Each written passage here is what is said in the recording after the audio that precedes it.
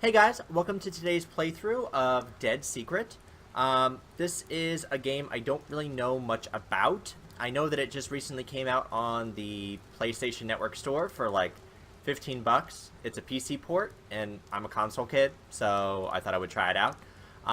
It was initially made for PSVR. I do not own a VR headset, but if you don't play with the VR, you can play in flat mode, so it's like a traditional point-and-click style mystery, I think. Unfortunately, there does not seem to be any options for headphones for like volume control, so I'm just going to jump in and hope that I'm not deafened by what happens. But let's get started and see what this game is about. I always like a good mystery game. I'm taking a break right now from my voiceover series like Danganronpa and Night in the Woods because Harris Bullard was found dead in his talking. study 5 days ago. Nobody believes me, but I think he was murdered. This house in the middle of nowhere holds the secret. There's a story hiding here, and I'm going to cover it. If I'm right, there are 4 major suspects. Graham Wellington, Okay. Josie Herrera, Cynthia Peckman, Bobby Sawyer. I'm not leaving until I find out what happened. Cool. Solving a murder mystery. I can do that. Okay, so we're just gonna jump in. This is It's the crime scene. I'm sure this door leads to the room where Bullard's body was found, but it's locked. So, right away I can tell you this game is like a little bit weird. You don't move... You look around with the joysticks, but you can only move where the little footprints are on screen. So, I'm recording, right? Yeah, I am. So that's a little bit different than what I was expecting. Small parcel tied tightly with twine. I can't open it with my bare hands. Okay, Gov, Kansas. Harris Bullard, a retired college teacher, was found dead in his home Monday. The body was discovered by Bobby Sawyer, who worked part-time for Bullard running odd jobs. Police investigations concluded that Bullard died of natural causes. He was 63. Bullard moved into his home on Rampo Way several years ago, but was rarely seen about town. He was a private and reclusive man who seemed to have few friends. Bullard raised eyebrows, one word, raised eyebrows, last year when a former student, a pretty young woman named Josie Herrera, moved in with him. Bullard's will, written in 1957, leaves his entire estate to his ex-wife Cynthia Peckman. Peckman will reportedly sell the house and its contents immediately. Harris was a genius in his discipline, said Graham Wellington, a former colleague. This field of neuroscience is considerably poorer without him. Cool, so this is like our little note-taking now. Okay, retired recluse found dead in his study. So we're taking notes on all the potential suspects. Ran answer for Bullard, found the body. Live-in assistant. Ex-wife, inheritor of Bullard's estate. She looks nasty. Looks like she got some secrets. Former colleague. Okay, cool. There's us, with our arm in a sling, for whatever reason. An old piano, it's blocking the way. And then that way leads to outside. Oh, key. We got a key. Small key. Investigate the crime scene. That's what we are doing. Missing a knob. Nothing in here. Okay. So, that's that. So I guess now we gotta find like another little area to investigate. So we can't go here. But there's room here. Okay, this isn't the crime scene. I need to investigate the study. The small key unlocked the door. Yay! Okay.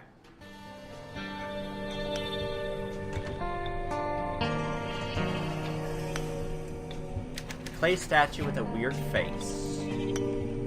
Dope. That appears to be missing. So looking for another statue. Physiology and a bunch of medical books with names I can't pronounce. Quantitative description of membrane current and its application to conduction and excitation in nerve by Hodgkin and Huxley. I have that book at home on my shelf too. Obviously.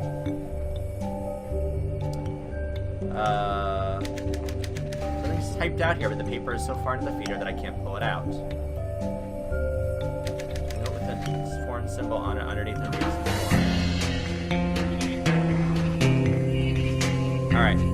Hold on. Sorry guys, I had to grab my volume adjust headphones because I was just slightly deafened. Holy crap, that's loud music.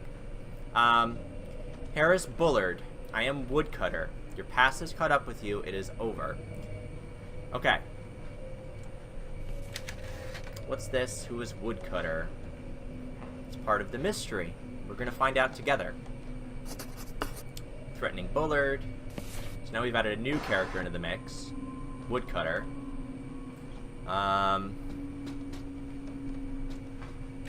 Books are by the same author, Lafcadio Hearn. It looks like one is missing. The Snow Woman, adapted from an original translation by Lafcadio Hearn. An old man and his son climbed a mountain to collect firewood. It began to snow heavily, and unable to make it back home, they decided to pass the night in a small hut. In the middle of the night, the young man awoke to see that the door had blown open. A tall woman with long hair and a white kimono was leaning over his father, blowing her breath upon him. When she saw that the son was awake, she said, "You are a handsome young man, so I'll let you live. But if you ever speak of this to anyone, your life shall be forfeit." In the morning, the young man found his father frozen and dead. He climbed down the mountain alone and never spoke of the episode. A year later, he met and married a young, beautiful girl. They had children together and were happy. The night of his father's death still weighed heavily on his mind. One night, after having a bit too much to drink, the man told his wife about his encounter with the Snow Woman. She was furious. "You promised not to tell," she screamed. And before his eyes, she became the tall woman with long black hair and a white kimono. "If it were not for our children, I would end your life here and now. I will spare you for their sake, but if anything ever happens to them, you shall pay the price." And with that, she melted into the wind and was gone. I feel like I might have heard this story before. I think it's like a traditional Japanese folk legend. Dictionaries and language reference. Looks like a lot of these books aren't even in English. Okay, same thing. So, I guess the magnifying glass doesn't really tell us much other than there's something to investigate, like there's something sticking out of this couch. Ha! Page from a manuscript. The man who could see with his skin. In 1926, I met a man who could see with his skin. His eyes were sealed with wax and bandaged, yet he remained aware of the room around him. He held up signs, which he read, and fingers, which he counted, even when we stood behind him. After the performance, I gave him $200 for the secret. He explained that he could see as long as some part of his skin remained exposed to the air.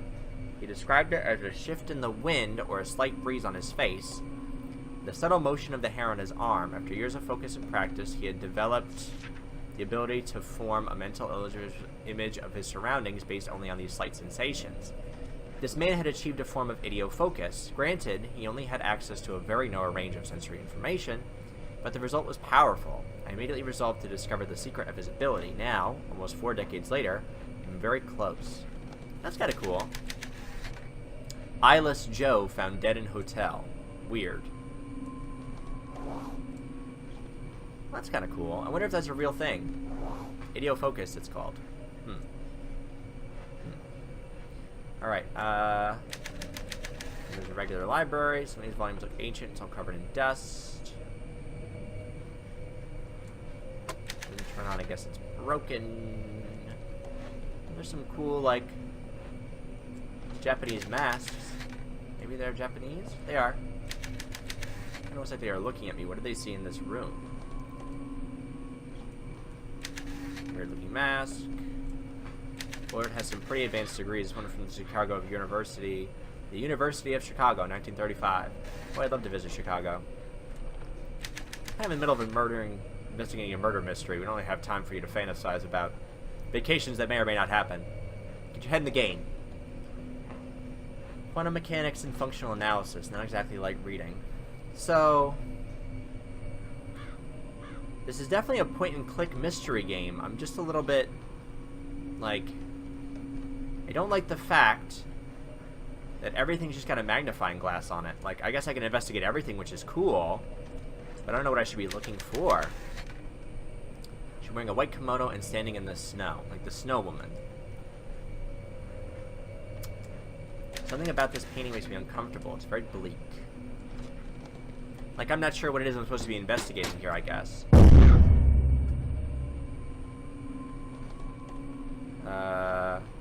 My little bandaged arm. Can I investigate these desk drawers, maybe? There's something else on this table. Joe, something is after me. It's creeping around the house, trying to get in. I'm sure of it. I heard footsteps outside and creaking on the roof. It's not safe here. I've taken the idiofocal... We've read that word before. Idiofocal lenses from their normal location and hidden them in my study. I've sent you a package that you'll know what to do with. Check the map for the mask. As usual, X marks the spot. Harris. P.S. The sequence is west, east, north. Ah. This will be a great hook for my opening paragraph. So he's hidden something in here. One of them is these tiles. But we can't do anything with it. The dial tone. Pair of scissors. I can use these to open that package. Cool. Scissors. And what's this? It looks like a tiny camera lens. Cool. We are solving mysteries. We are mystery solvers up in here. Doctor stuff. I thought Bullard was some sort of engineer. Riveting. Is there some secret to this globe, or we're just gonna spin it like idiots? We're gonna spin it like idiots. I've never seen a map laid out like this. There's a spot with an X marked on it. He said X marks the spot.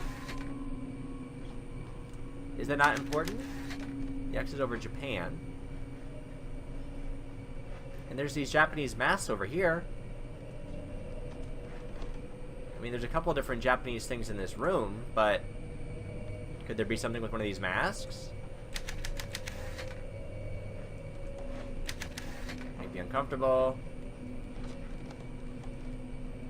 Alright, it's just a weird looking mask. Okay, well, let's go open up that package. Let's do that first.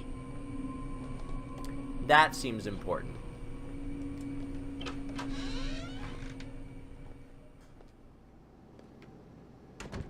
I really wish I was just able to move around. What was that sound? Did I miss something key? I didn't see anything scary. It's an old book. It says Kwaidan. Those are Japanese folk stories. I have a book that's that too. I have that book. Whatever that means. The author is Lafcadio Hearn. I guess that's just a Japanese word for ghost stories. So I have a book. Can I look at it? Can I do anything with it? No. I can put it somewhere, maybe.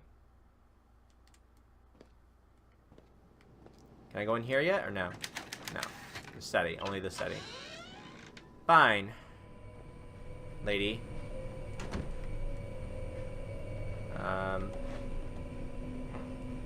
Was this TV on before?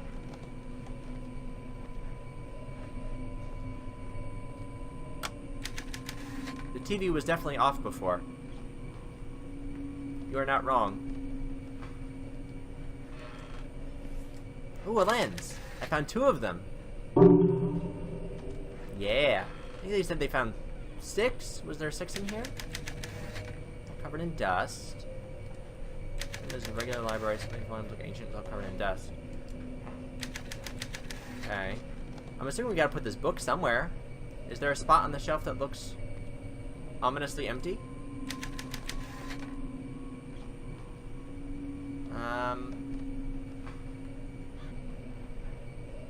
Oh! Yeah. Solving mysteries. Feels like it's hitting something. Jammed in the back there. It's a flat triangular wedge. There's some sort of foreign writing on it. Wooden wedge. Can I examine it? It's just a wooden wedge. Okay. That's cool, I guess. Guess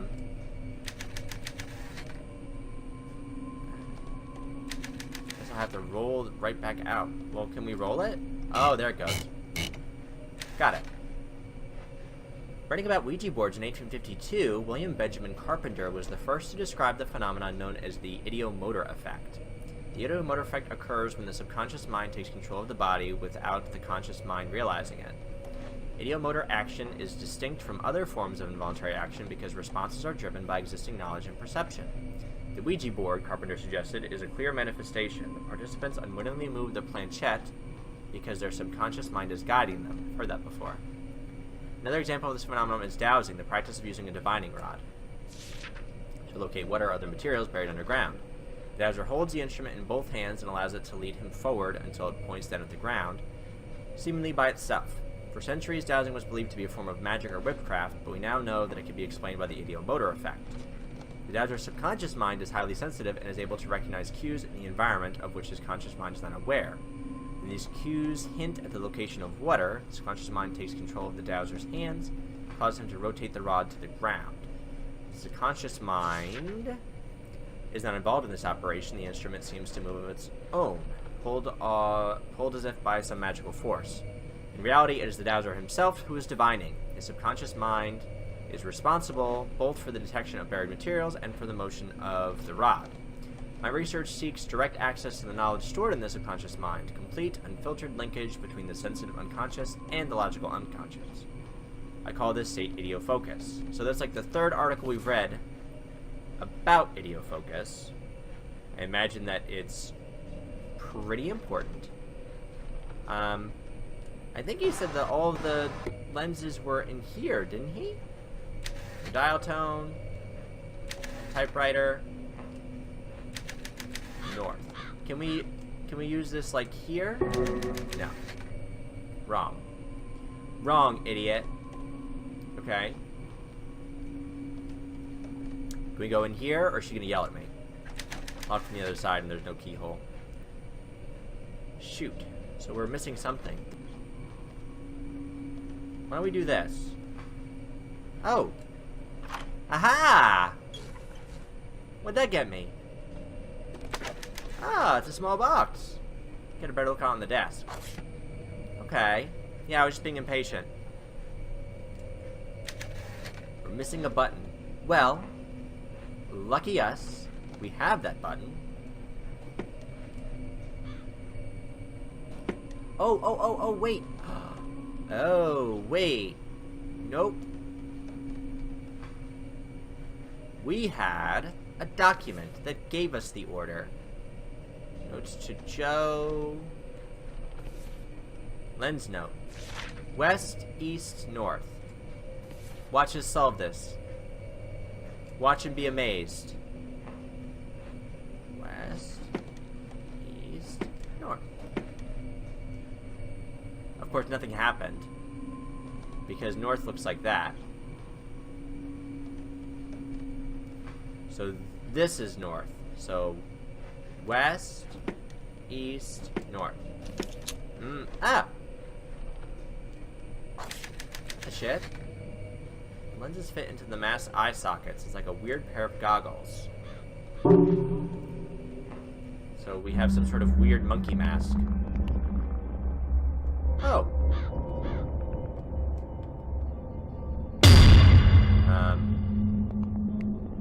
Hi. Who was that? That's my question. So, there was a number over here. I couldn't see it. Monkey mask? But there's something over there that's glowing.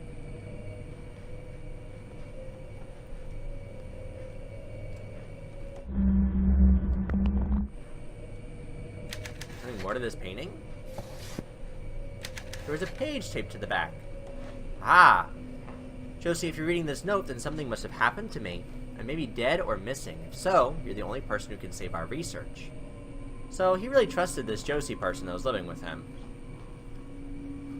The truth is that I'm being threatened. It started before I left the college. I get notes every few months from somebody calling himself a woodcutter.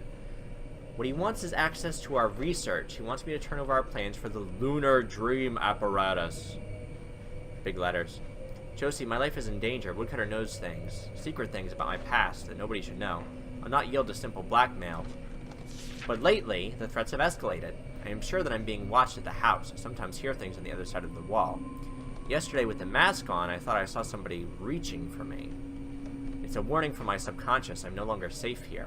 I've locked our research away in the safe upstairs. I want you to retrieve it and leave. Destroy everything before you go. Burn the house down if you have to. Just get the research and get out of here. Head for the big city where it's easy to hide. counting on you, Joe. Don't let our work fall into their hands. Blackmailed by this woodcutter person. Now, woodcutter is the primary suspect. Wired by Bullard to destroy their research and split. I knew there was more to this story. Whatever Bullard was mixed up in, I bet there's evidence in that safe. Who was woodcutter? Open the safe upstairs. Well, I would like to do that. Does Monkey Mask have anything more to say? No, I don't see anything else glowing. Alright, so we gotta go upstairs, but this door is locked. So there is no keyhole. Instead, maybe we can go in that door that we weren't able to go in before. Mayhaps. Bullard's death is definitely fishy. Better stop and review my notes. I need to think. What? Oh, I'm sorry. Okay. So, we're doing like a question review now, I guess, to make sure that we're paying attention to the story. Harris Bullard's body was found by Bobby Sawyer, his errand boy. That's it. Bobby ran odds out for Bullard. Could he have done it? He certainly had the opportunity. Bullard was scared. He was worried about losing his secret research. Blackmail. I knew this would be a scoop. Somebody wanted Bullard's research. He must have been killed for it. Bullard being blackmailed by woodcutter. What is that supposed to mean? This is the kind of juicy detail I came here to find. Okay, to sell this story I need some real evidence. Let's go check out that safe upstairs. Let's.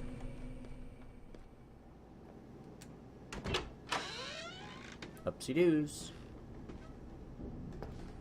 I really wish I could just walk with the joystick. That'd be cool. What do you mean left or right?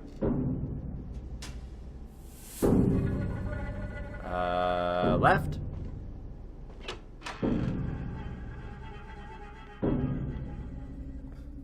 That was an odd question.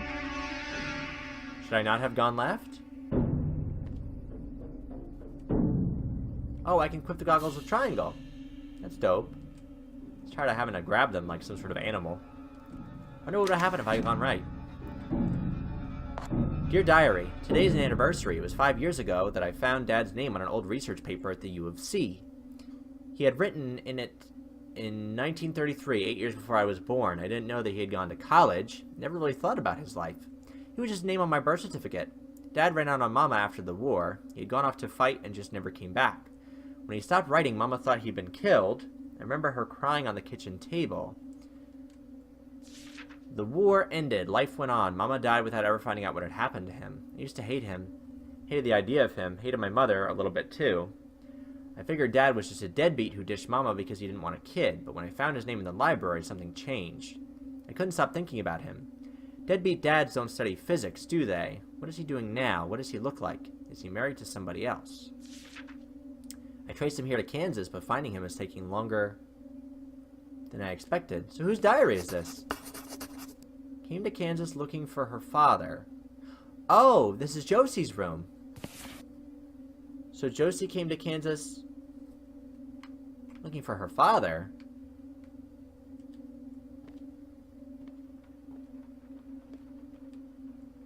Is her father the guy who died? I think it's holding a leak closed. There's a small dial mounted on the front. We need a code. Ooh.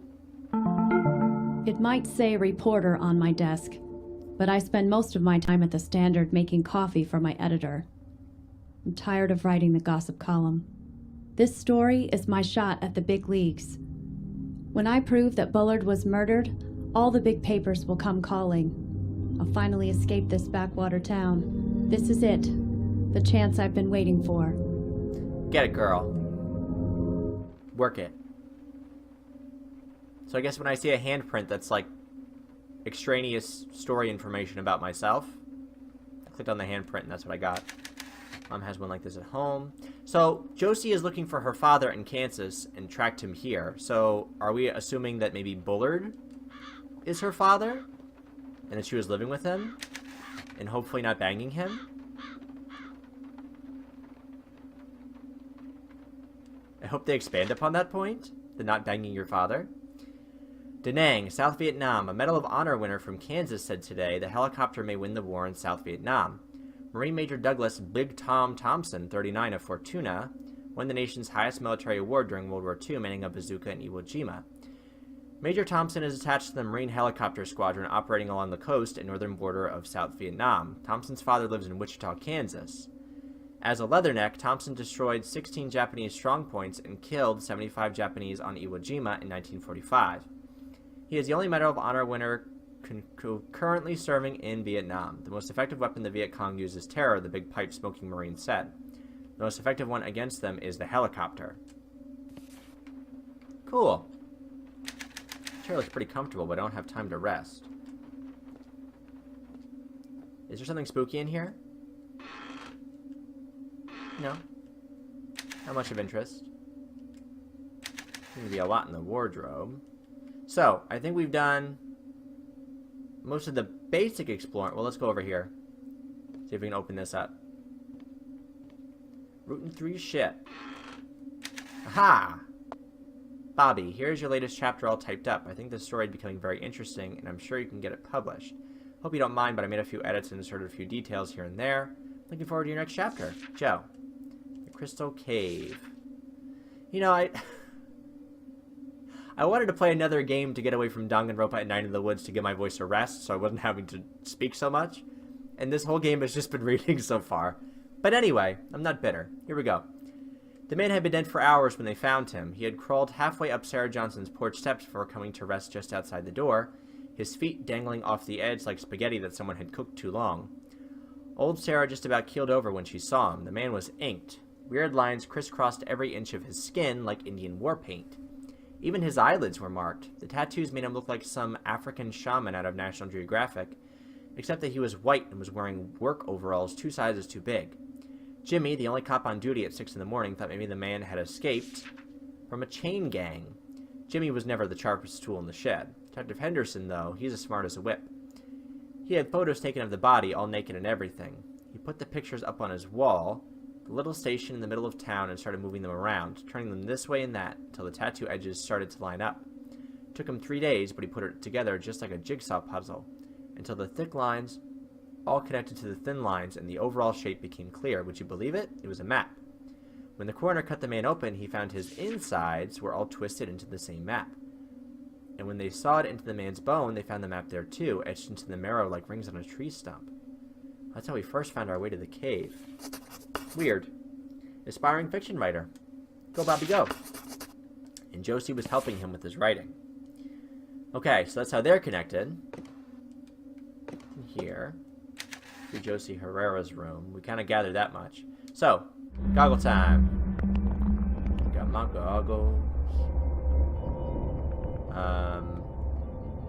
Hello? Are we seeing like a ghost or an after image or what? What are we seeing with this?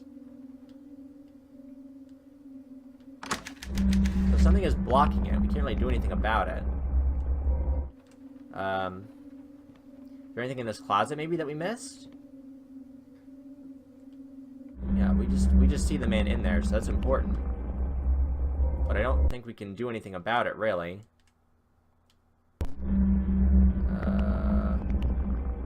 Nothing in the wardrobe.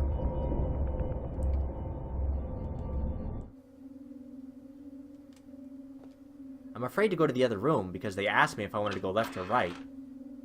Does that mean there's gonna be something in here that, like, kills me?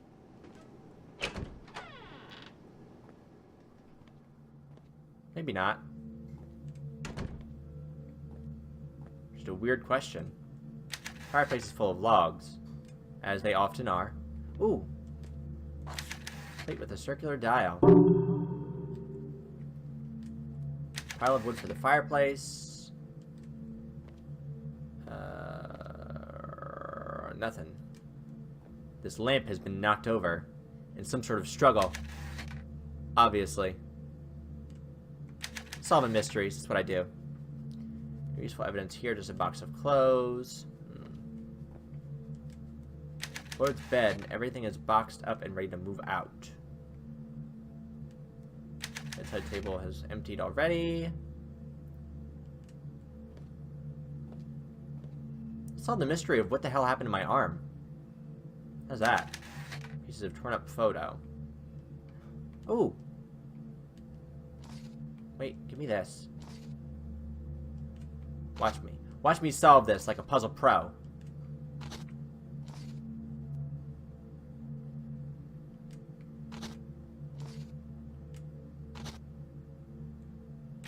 An old photo of two men on a ship. James Lowry and Harris Bullard, 1943. There's something written on the back of the photo, though, isn't there?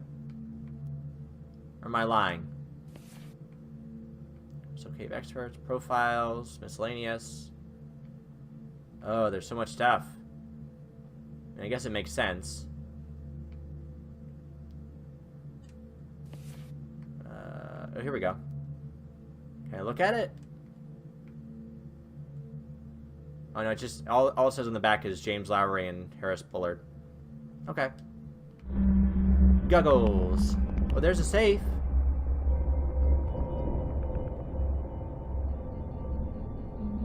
What?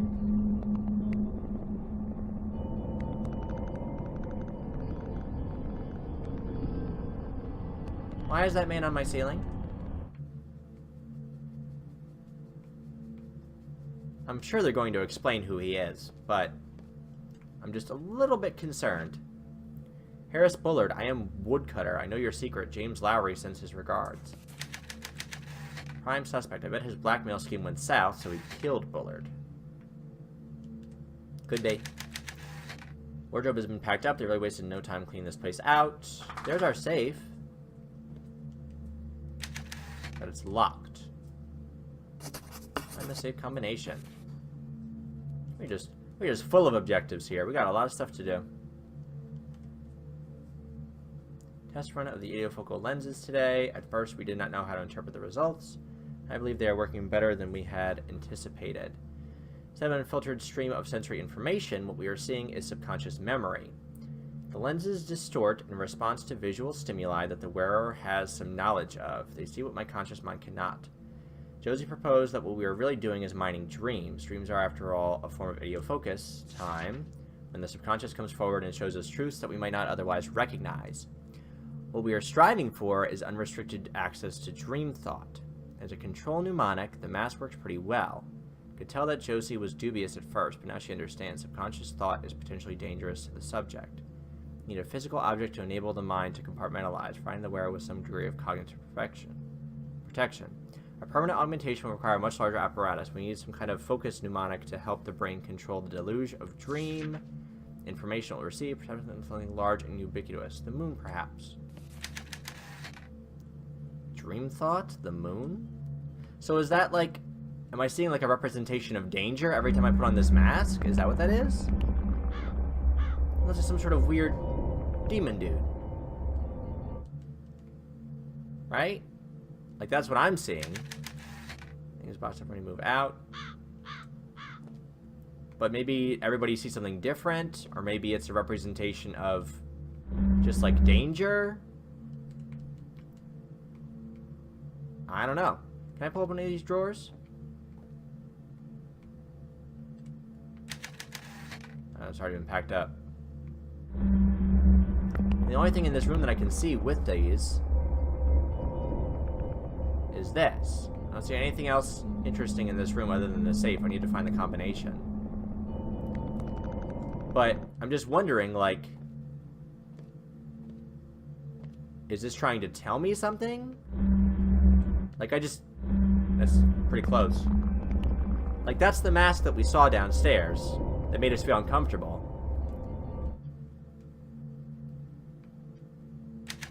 And the goggles are supposed to show you your dream thought or your subconscious. So maybe, like, we feel like we're in danger or something, and that's why we're seeing it. Blair must have enjoyed reading in front of a fire. That's all well and good, sweetheart, but what does that have to do with anything else? Alright. I don't see anything else in here. But we didn't find a combination. I don't think we found much of anything. Right?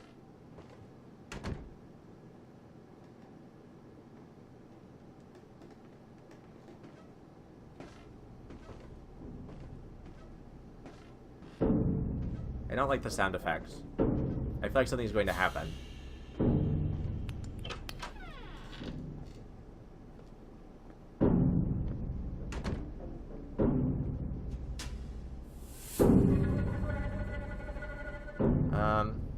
I don't think we've unlocked anything new.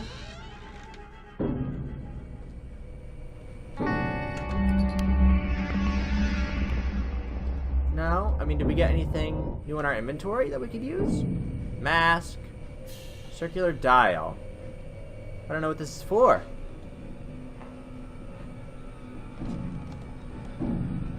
Oh! Wait a minute. Hang on a tick.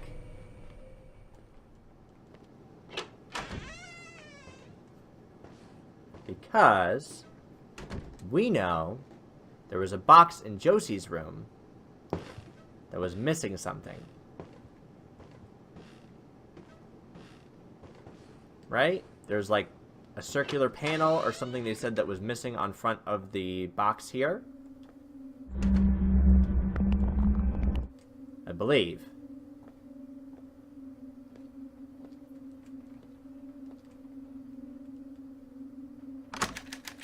Small dial mounted on the front. Well, like this, yeah? Yeah. Alright. I suppose we're making a little pictograph. Like a bird? It's all mysteries all day. All day, all day, all day. Small wooden knob for the drawer pull downstairs. See? Oh no, wait. Ah, no. Shoot. Alright, sorry, I gotta go back and read it. Recurring dreams about mother's death. Rats, the safe combination is in here. I'm pretty sure I saw a drawer with a missing knob downstairs. Which we are going to look at, but...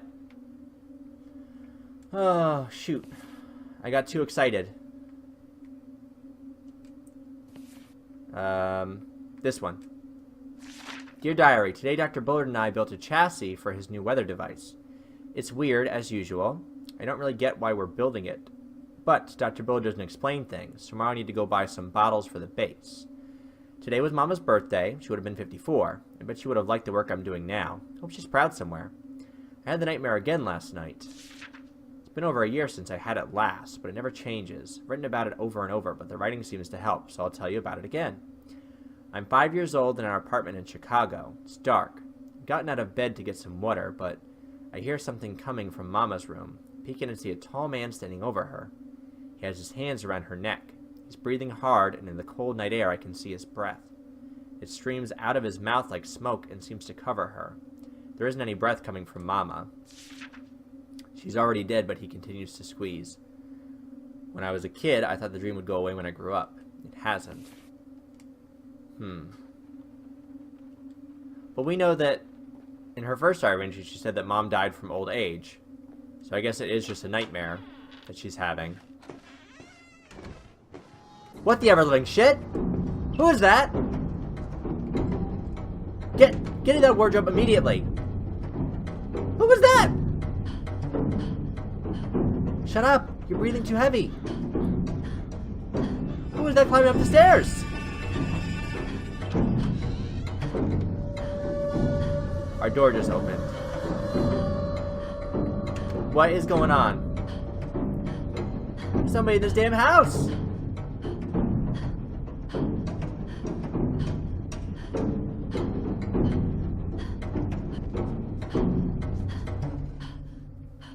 What? Oh, no. Dead end. Crap.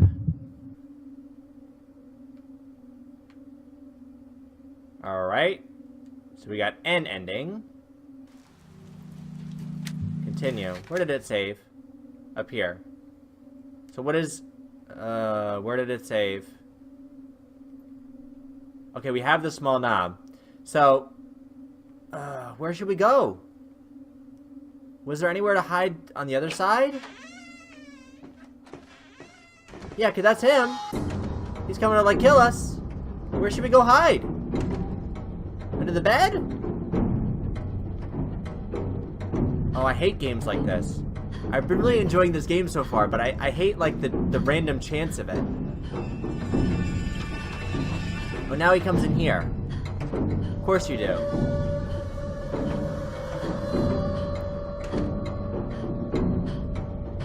Don't come over to this bed. He's coming over to the bed. Oh! He got right under there. Crap. Ending D again. Oh no. Like what am I missing? Like I obviously have to come out here. Look, there's that person coming to kill me. But where should I be going? Bed? Chair? Where am I gonna hide in the chair? You're hiding behind... Really? This is my hiding place? Are you shitting me? He's right there! That's not a hiding place! That is not a hiding place.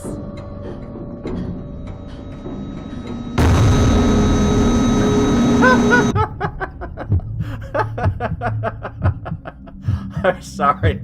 I know a woman just died. Maybe if I hide behind the footrest.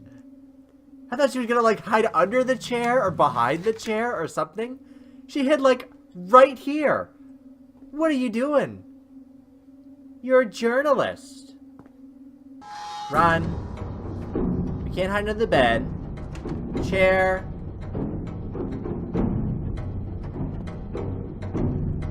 Window? You're gonna jump out the window? The window. Oh! That was smart. I guess. Now we're out in the snow, in the cold. I don't know where we're going.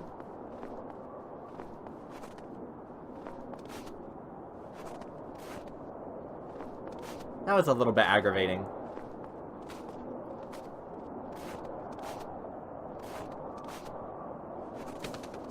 I'll be the first to say it. It scared me when the guy first appeared. It's probably much scarier in VR. I feel like we really shouldn't be out here wandering. Like, is this not going to kill us from exposure?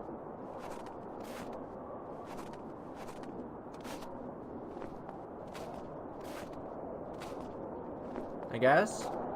Just some random lamps. This feels like the right way. Well, I mean, you say it is. There's a lantern over there. But there's one over there, too. That one's lit. Where are we going?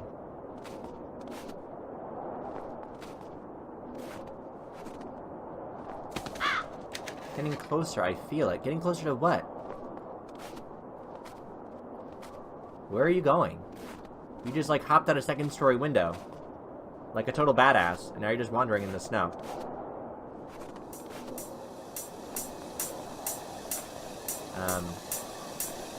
Huh? What is going on here? Are we dreaming?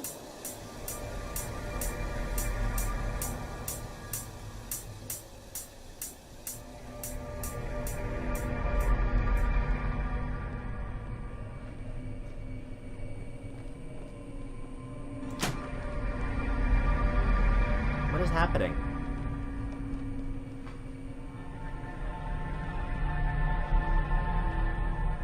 I'm sorry?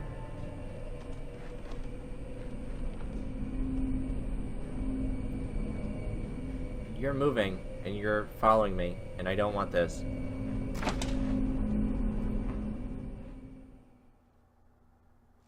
What the hell? What was that?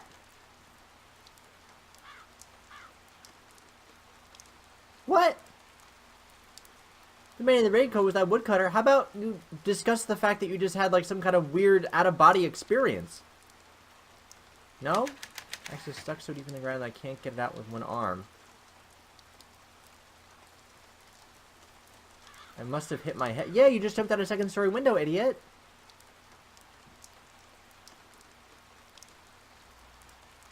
You got to get your priorities in order, girl. I don't even entirely figure out what's going on.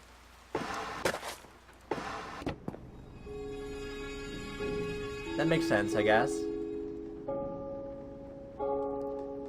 The scale. Dr. Bullard, I followed your instructions to calibrate the Tempest Prognosticator. Your concern was correct. The bottles must be placed from heaviest to lightest to produce accurate results. The actual weight depends on the leech used, so I have to recalibrate every time we want to take a reading. Also note that recalibration is required if the battery in the base dies. However, the device works as intended once the model is aligned precisely with the moon. It may then be used to start the lunar drone apparatus safely. Josie. Both research is crucial to this story. I wonder if I can get this thing working. Yeah, a lot of objectives. Oh, look, handprint.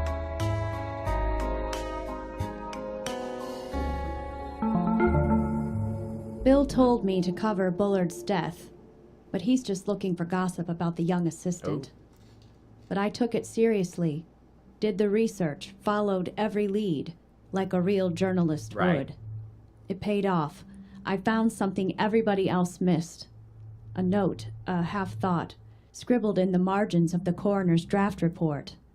It read, "Hypothermia in summer?" That doesn't seem right. November 15th, 1960. Dear Harris, I read in the paper today that you received a special award from the college for groundbreaking research. I am writing to wish you my sincere congratulations. I've said some things that I regret, but today I wish only to extend good wishes to you and to your future endeavors. Do you know the scene in North by Northwest when Cary Grant disrupts an art auction? He makes nonsensical bids until the police are called to haul him away. I saw it last summer at the cinema we used to drive to in Logan. It was lonely to go alone, but that scene made me smile. My life feels like that sometimes. I poke my head up and say something crazy every now and then, just in the off chance that somebody will take me away from all this. I'm no Cary Grant. I'm afraid. I'd like to hear from you. Please write me back. Sincerely, Cynthia. That's his ex-wife. Yeah. She misses Bullard. Yeah, I don't think so. Misses his money, maybe. That's Cynthia. What's that? Chapter 4, The Subconscious Mind. The human brain is, at some level, not unlike the pot that produces my coffee every morning. The water I pour it into is infused with the qualities of the roasted bean. The grounds themselves do not pass through the filter, but the liquid that collects in the carafe is no longer simply water. It has been permanently altered. Every part of my body is a sensitive instrument. My skin, my eyes, my muscles, my tongue. If I am a coffee pot, this stream of physiological information is the water. My conscious mind is the coffee in the carafe. And the sieve, the filter that makes the drink palatable, is the subconscious mind. Weird-ass musings, friend. I am the coffee. I was the coffee all along. Oh, we're behind the piano. Behind the old piano. Portrait of Bullard feels like he's looking at me.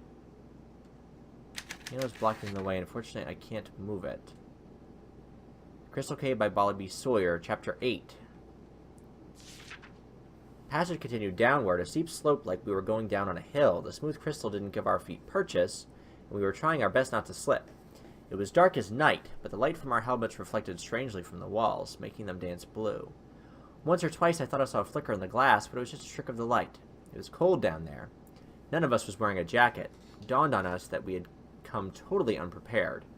A few hours before, we had been whooping and shouting, excited by the crazy angles that cut the crystal entrance out of the cave wall, sure that we'd found something that was going to make us rich. Now we walked in silence. Henderson's face wore a hard, determined look. Johnson's was all suspicion. Jimmy just looked scared. His skin pale and his eyes wide. I opened my mouth to say something to him, then shut it. Either we'd find a way out of here or we'd die down here. All there was to it. It was then that Johnson screamed. Oh, another one. Marguerite Higgins is my hero. She won a Pulitzer for her reporting in Korea. I went to college because of her. She goes to war zones, marches with the troops. Nothing scares her, and she gets the story. Marguerite Higgins doesn't run from a juicy story just because her life is in danger. Neither will I. Yeah, but she didn't have a potential serial murderer chasing her around a damn house. Marguerite Higgins would have been like, hey, Maybe we should call the police and then go back to the house. Maybe. They're covered in ash. Is there something written in there? Oh, there is. Star, circle, square. Okay. Oh.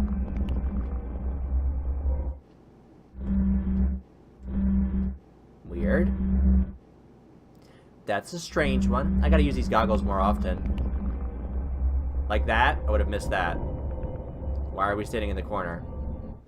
Being a weirdo. There's floorboards here. So I'm gonna need something to pry them up, I guess. Newspaper? Washington, D.C. The National Academy of Sciences announces annual picks for leaders in science academia on Wednesday. Among the recipients of this prestigious award was our own Oakley College in Logan. The college won recognition for a controversial research paper published by the school's small neuroscience department last year. We are very proud to have our work recognized in this way, said Dr. Graham Wellington, chair of Oakley's Brain Studies program. We are a very small program focused on areas of research that the big schools ignore. We applaud the Academy of Sciences for giving us the chance to prove ourselves. The award-winning paper, authored by Wellington and Dr. Harris Bullard, was written in 1962, but only published last year, titled Accessing Subconscious Waves Through Twisted Pair Electroencephalography. The highly technical paper caused some controversy in the neuroscience community and was ridiculed by many experts in the field. The paper was the source of some local tumult as well. This paper was written entirely by Dr. Bullard, said one Oakley student, who did not wish to give his name. Wellington just put his name on it and took all the credit. Bullard, who retired from the school last year, could not be reached for comment. Oh. That could have been a reason to kill him. Sheet music scattered all over the floor. Was Bullard a musician? I didn't know that. Creepy. So... Oh, we wanted to get to that drawer pull, but we didn't get a chance to. How are we going to get back there? What was the pattern? Star, circle, square. I'll try to remember that. Star, circle, square. Another paper? I just got research papers, manuscript pages, everything all over his damn house. June 11th, 1965. Using the moon as a trigger for the lunar dream apparatus has its problems. The moon must be full, or nearly so. The night must be clear. The process must be started at a very specific time to ensure that the moon is visible from inside the chamber. Joshi's been following weather reports and using lunar charts to try to predict days for ideal test conditions, but it's an error-prone process. The data we get back from the weather service just isn't precise enough. Today I hit upon the solution. We'll build our own weather device. In fact, we can base it upon an exceedingly accurate design from a century ago, the Tempest Prognosticator. I'll have to make some modifications for our purposes, of course. I'm sure that with some tuning we can build a device that responds exactly to our weather needs. Then we'll need to get some leeches. Build a strange device to track the phases of the moon. Weird. We're stuck. There are electronics inside and looks like a battery. So we need something to go in there. I really just want to know what's in that drawer.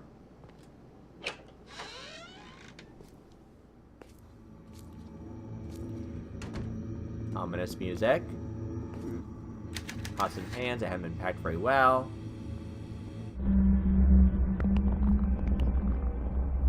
I don't see anything glowing.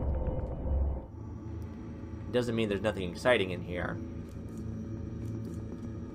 No top is clean. It probably works. Is this the way? Oh no. Oh no, no, no, no, no, honey. Go back. Go back. That's a basement. Nope. Oh no. Oh no, honey. Patent office. Eyewear with electromagnetic refracting lenses. 4 claims. Pair of goggles provided, which includes a metal strip, a battery, and lenses, an assembly which, when placed over the eyes that rest against the head, permits the metal strip to touch the skin just above the left ear and crossing the forehead to touch the skin above the right ear as well. The function of the metal strip is to detect upon contact electromagnetic impulses from the brain and to transmit them to the lenses. Lenses are created from a glass material that is made to alter its reflection of light based on electromagnetic impulses. received from the metal strip and amplified by the battery. This invention relates to the visualization of electromagnetic activity in the brain, and more particularly to the creation of visual patterns based on neural activity of the subconscious. So those are the goggles that we're wearing. They show you what's in your subconscious mind. So we were scared by that demon mask that we found earlier. Coffee can is frozen shut. I can hear something rattling around inside. Frozen coffee can. We were scared by it, so now we're seeing it in our subconscious through these lenses. I'm assuming. That's what I'm getting from it.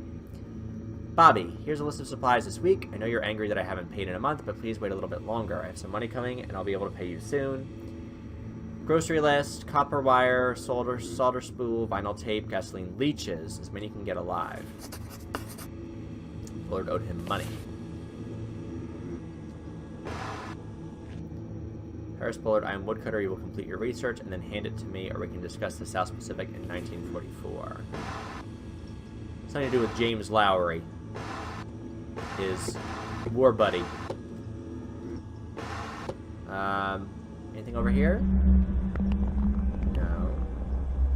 I want to heat up this coffee can. So, I don't know. Figure it out. We'll figure it out together. Oh, like hot water? Would that work? Ah, it is melted. Ah, what's inside? A blank sheet of paper. There's something special about it. Okay. Let's turn that off. Try to conserve water.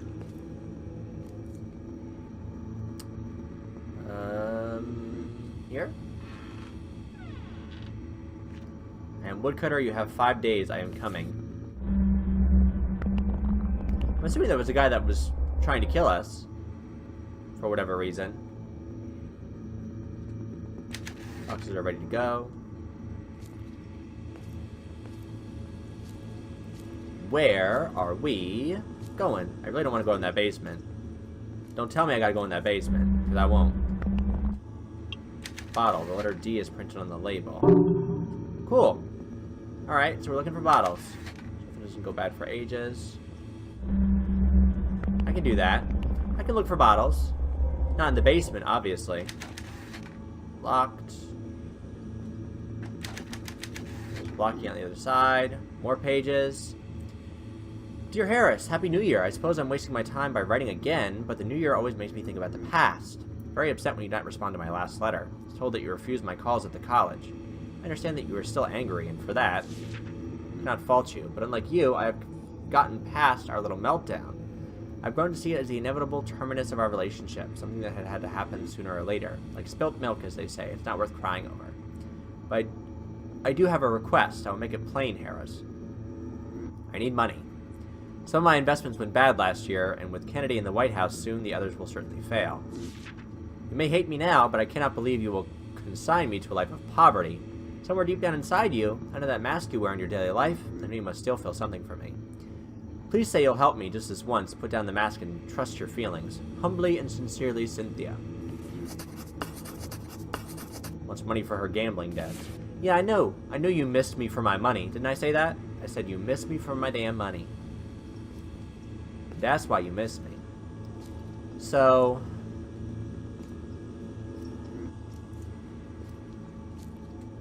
this is gonna suck, y'all.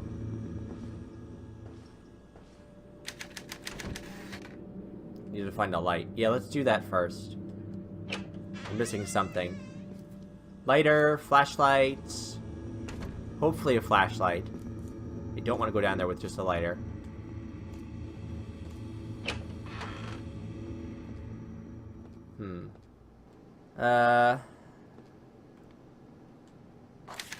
Fireplace broom. Is that what I'm using here? Oh. It's a series of faint symbols. Yeah, we were able to see that before. With the goggles. Yeah. We saw this already. That broom did nothing. Ah, fireplace poker. Let's use that.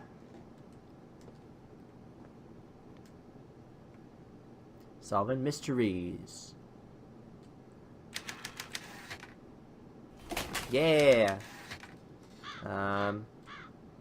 Combination? What was it?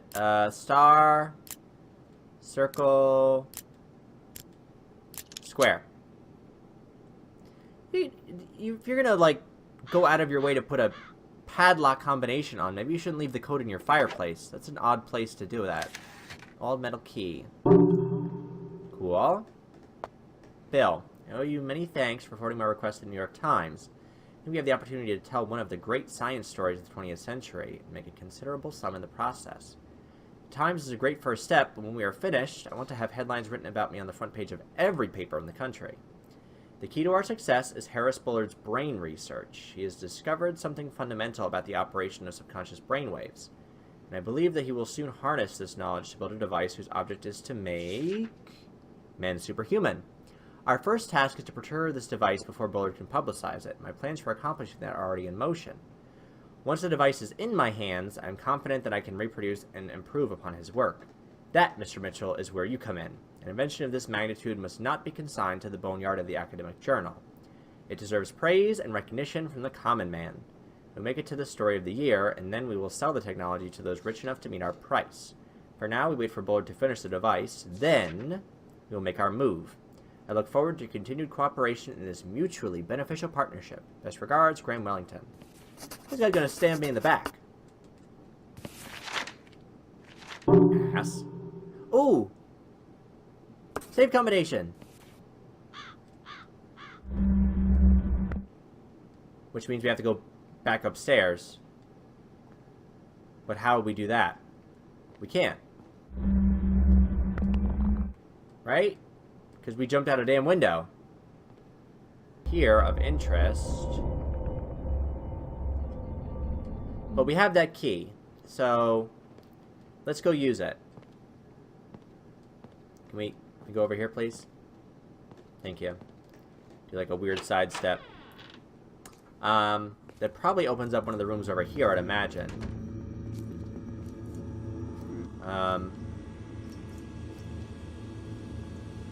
What?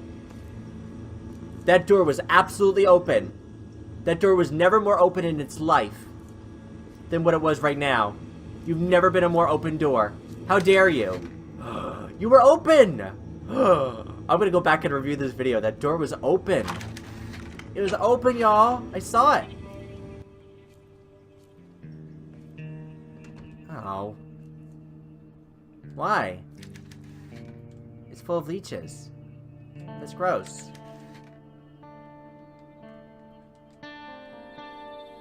And why is your story manuscript, chapter 14, in the bathtub full of leeches, Bobby? What are you doing, kid?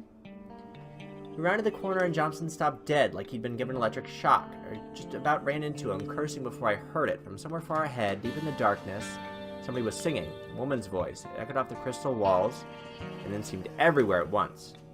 The song was so faint. I listened hard, but couldn't make out the words. The melody was odd, ghost-like, but it was definitely a person singing. Johnson turned and looked at me, but didn't say anything. We both understood. Somebody was down there, somebody who must know the way out. We were saved. We broke into a run, and Johnson craning his arm as we tried to cross the forest of crystal, scrambling over translucent beams of amethyst big as fallen redwoods. I slipped, hit the smooth surface hard, got up again. We followed the woman's voice deeper and deeper into the cave. Jimmy got the plateau first.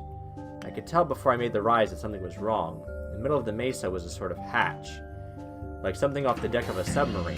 It was round and made of steel, and sticking out of it was a metal locking reel. The woman's song drifted up from it like smoke. I looked back at Johnson as I grasped the handle.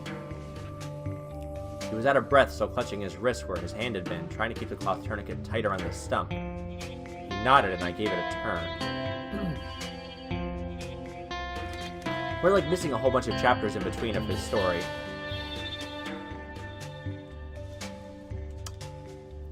Kansas City, Kansas, with temperatures below 20 degrees for most of the state. Experts warn that deaths from hypothermia are on the rise. Several deaths have already been attributed to the cold this year, including hikers from south of Ottawa and a man in Wichita. December is one of the deadliest months, said Charles Manning, Chief Medical Examiner at Ottawa PD. People don't realize how cold it's gotten and go out unprepared. Profound hypothermia occurs when our body's core temperature drops below 90 degrees Fahrenheit. However, scientists do not yet understand why the deep cold kills some people and spares others. According to Manning, men are at greater risk than women, and the cold is particularly dangerous for thin people. Identifying death by hypothermia can be a challenge, said Manning. If the victim is found in the snow with his clothes half off, then we know. But sometimes bodies aren't recovered until much later, often without a mark on them. Scientists do not understand why some victims of hypothermia remove their clothing, a phenomenon called paradoxical undressing, while others do not. Last March, the body of a 30-year-old woman who had been missing for several days was found near Topeka. After failing to identify the cause of death, the coroner chalked it up to exposure to the elements. The easiest way to stay safe is to not go out alone in the cold, especially at night, said Manning. If you must go out, make sure that other people know where you're headed and dress warmly. If you're in a car accident, stay in the car. Don't try to hoof it to the next town on your own. Another bottle. Cool. Bullard died of hypothermia. Toilet is a lot newer than the house itself. Right? What? She just had a mask on. Did you see that? It's a flashlight. Didn't have any batteries. I think there's batteries in that machine. This is real. I could die here. Nothing special about the faucets. This is real. You could die here. You're the one that's staying where you are. You're staying put. No one's keeping you in this house. In fact, that guy probably wants you to leave. Dope. Dad took me to Wichita once before he died. We drove for 4 hours to get there, ate hamburgers, and watched a movie. Then we went home. He never explained, just told me to get in the car. Oh. I guess he knew he was going to die. Fun. It's a fun memory.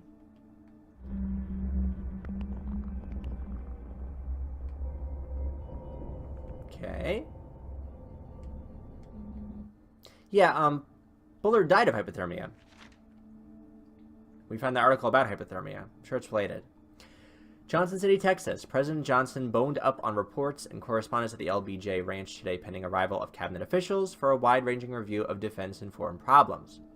Defense Secretary Robert S. McNamara and Deputy Defense Secretary Cyrus R. Vance were due to arrive by Jetstar at 3 p.m. CST and will remain overnight at the ranch. Saigon, South Vietnam. The Viet Cong mounted, and it's weird how they have some of the words pressed together, but it should be Viet Cong. Viet Cong mounted an assault on the Bien Hoa airport in Saigon on November 1st. Washington has yet to comment on the impact of the attack on U.S. operations in Vietnam. Neshoba County, Mississippi or Missouri? I think MS is Mississippi. Yeah. 18 men arrested by the FBI in connection with the murder of 3 civil rights workers are still awaiting formal charges from the state. The men, alleged to be members of the Ku Klux Klan, are accused of murdering James Chaney, Andrew Goodman, and Michael Schwerner with the tacit cooperation of the local police. The 3 activists were visiting the area to investigate the burning of a church. Entertainment. The Supremes' Baby Love remains at the top of the charts this week, followed closely by Oh Pretty Woman by Roy Orbison. At the movies, The Outrage opened this week. Paul Newman, Lawrence Harvey, and Claire Bloom star. So what is the important piece of information that we just gathered from that? A lot of stuff about Vietnam, I guess. Unlock the door, which takes us back to the study. Hey! I know where we are. And that drawer should be over here for us to open. And the safe is upstairs.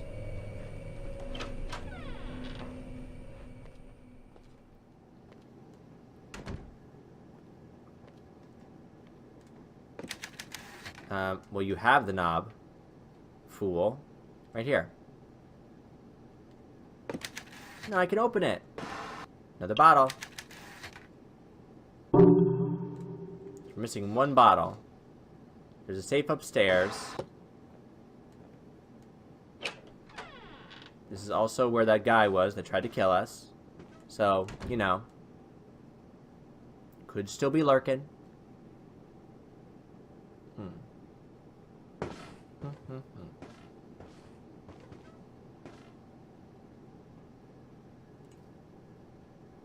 He's in that picture. You were not in that picture before, friend. You sure weren't.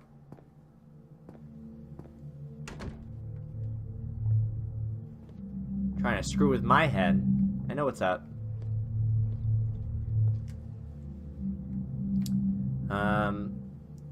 Left 20, right 50, left 10. 20, right 50, left 10. 20, right 50, left 10.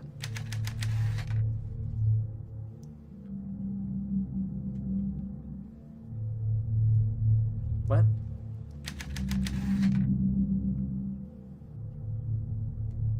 Oh. What?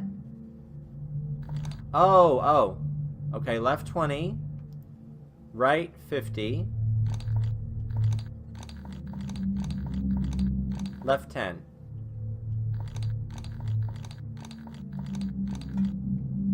Right? Yeah. Open the safe. Martin Brothers Construction. Receipt for services rendered 1964. Total parts, total labor, total build, paid in full. Installed steel siding and insulation per specification. Ran electrical for fans and evaporator under floor to connect to main line and basement. Compressor, evaporator, freon tank, and ventilation installed and tested. Placed standard door handle. Why lock a receipt like this away? Good point. A secret room or something. Joe, this is the only remaining copy of our research materials. I destroyed the rest. Take this and get out of here. After I'm gone, they'll turn this house upside down looking for answers. Josie, I know about the secret room behind your wardrobe. If you've stashed anything there, you must get rid of it. I already looked in the wardrobe. I knew there was a secret room back there. Damn it. If you've stashed anything there, you must get rid of it. I've already cleaned out the freezer. I'm counting on you. Take the files, destroy the machine, and get out of here. Harris. What did Bullard have hidden in the freezer? I knew there was a room back there. Lunar Dream Apparatus, altering the brain to achieve permanent ADO focus. Abstract. William Benjamin Carpenter's work describing the Carpenter effect over a century ago continues to baffle psychologists today. We have struggled to understand the linkage between the conscious and the subconscious, particularly the ways in which the subconscious mind seems to wield special knowledge of which the conscious mind is unaware. Our research attempts to give the conscious mind unfiltered access to all the information stored in the subconscious mind by this, in a rudimentary way, with a set of lenses that refract light by tracking alterations in brain waves. But a more robust connection requires permanent alteration of the brain. The Lunar Dream Apparatus combined engineering, psychology, neuroscience, and a bit of physics to create just such a connection. In order to give the subject some control over their own subconscious, we have chosen the moon as a mental mnemonic. After ongoing treatment in the Lunar Dream Apparatus, subject's conscious and subconscious are merged whenever a full moon is visible. This paper describes the construction of the apparatus, its function, the details of research, and data recorded from our first test subject, co-author Josephine Herrera. So the Lunar Dream Apparatus is what Woodcutter was after. Another bottle. Letter C. 4 bottles. Yeah. Nothing else. No. Okay.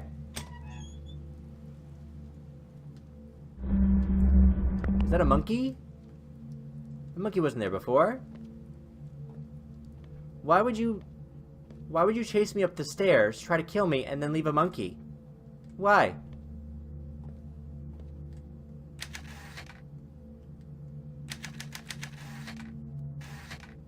That's very odd. That's very odd behavior. Right?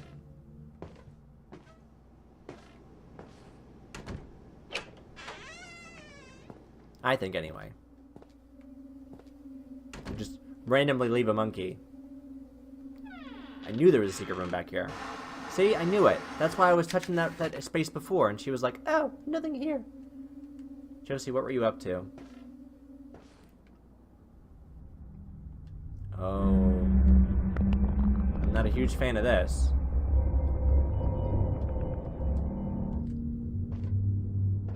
Not really. Not really liking this.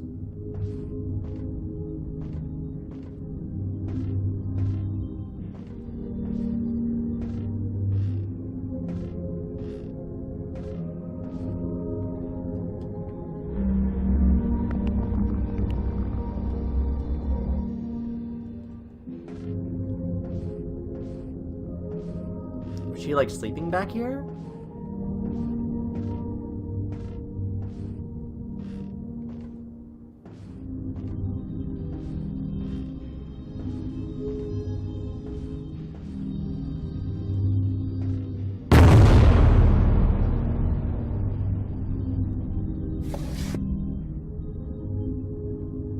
Somebody turn that monkey.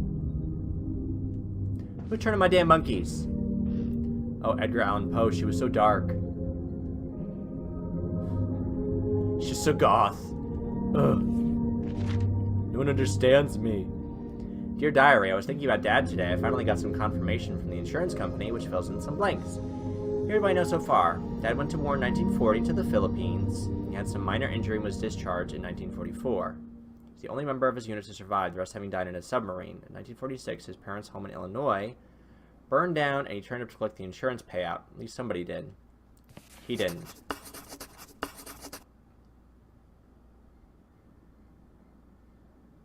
Harris Bullard is her father, but he looks different. What about that other guy? He went with somebody, Lowry, right? Okay, one battery. The other one's downstairs. Yeah, he went to war with that one guy that we keep seeing notes about from Woodcutter. Maybe he's the father. It's all conjecture at this point. I don't really know. Dear Diary, got a letter from the Herreras today. They are good parents, even if they aren't my real parents. They sent the letter to me at Dr. Bullard's address, which means that they know I'm living here. I wonder if they are worried. The whole town seems to have decided that the only reason I'd stay here is that I'm sleeping with him. I don't care what the small-minded bumpkins around here think, but I hope the Herreras aren't worried. See if I can tell them what I'm really... And I can't explore anything else, it looks like. There's a whole bunch of pictures over the bed. I guess they must not be important, because I can't explore them.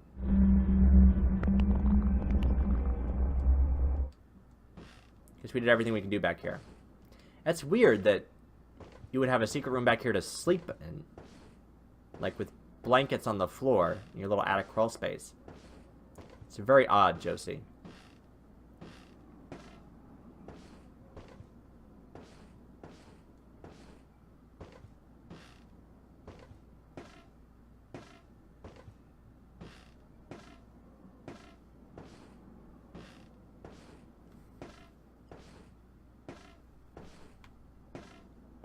Out you go.